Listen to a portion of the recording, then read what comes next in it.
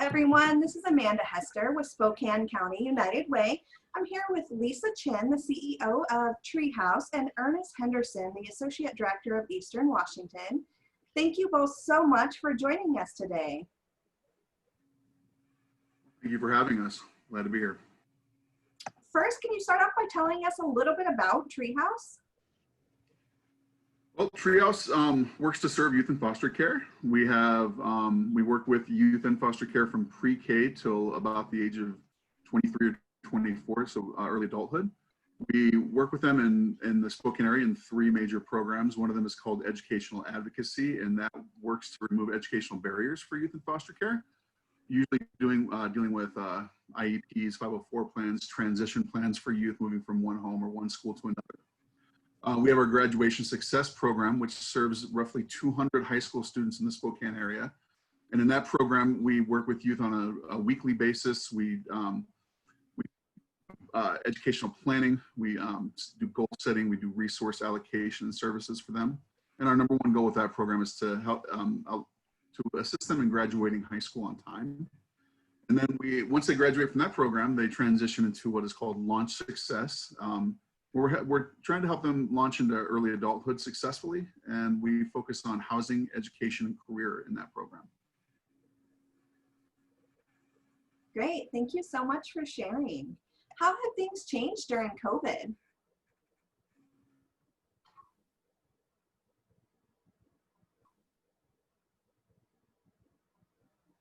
Imagine when the world went upside down and stay home, stay healthy, things changed quite a bit. Of the 8,000 young people we serve, we found that 22% of the ones that we serve are finding themselves without even their basic needs being met. So what we've done is pivot through the efforts of good people like Ernest. We've pivoted to not just provide them the support they need to stay in school, because as you know, schools have shut down. But we're providing them with basic needs like food, cards, gas, all the things that they need to be successful in school, in addition to running successful drives to get them back to school supplies, get them the technology that they need so that they can access their online classes. So it's changed quite a bit. We've been reaching out and surveying our youth on a fairly regular basis just to keep track of how they're doing and see what their needs are at this current time. So in addition to basic needs, we spent about $800,000 procuring technology, including laptops, tablets, hotspots, anything that they need to access their classrooms. So it shifted quite a bit. Wow, all this going on, what can the community do to support you and the kids that use your services right now? Well, Ernest, jump in anytime. I think that what people can do to help, we run on volunteers. We've had over 3,000 dedicated volunteers over the 30 plus years that we've been here. Right now we're up to 3,000 people.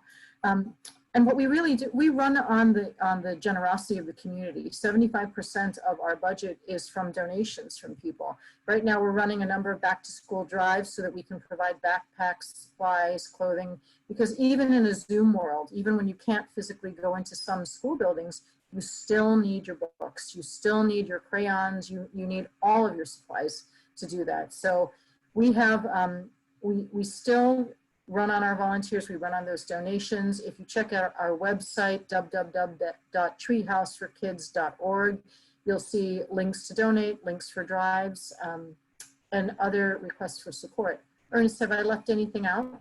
I just want to reiterate what you said about the drives. Anybody locally, and that means anyone, can host a drive. They just need to go to our website, treehouse.org. It's FORkids.org. And we definitely are always going to have a need for school supplies. We have the fall and winter coming up very soon, so we're going to need quality coats and boots and winter gear and things like that. So if there's something that the community can do, donate and host a drive. Those are the two key things for us right now. Great, thank you so much. Would you mind sharing a little bit about your partnership with the United Way of Spokane County? Yeah, certainly. The greatest impact I've seen from our partnership with United Way is it increases our ability to network and collaborate with other area service providers and donors. These relationships, they really improve the likelihood of a positive outcome for these interconnected populations that we serve.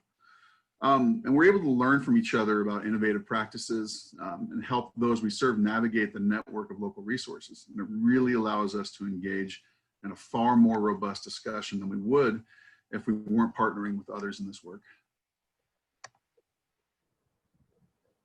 Great. Well, thank you so much both for your time today. We sure appreciate it. Absolutely. Amanda.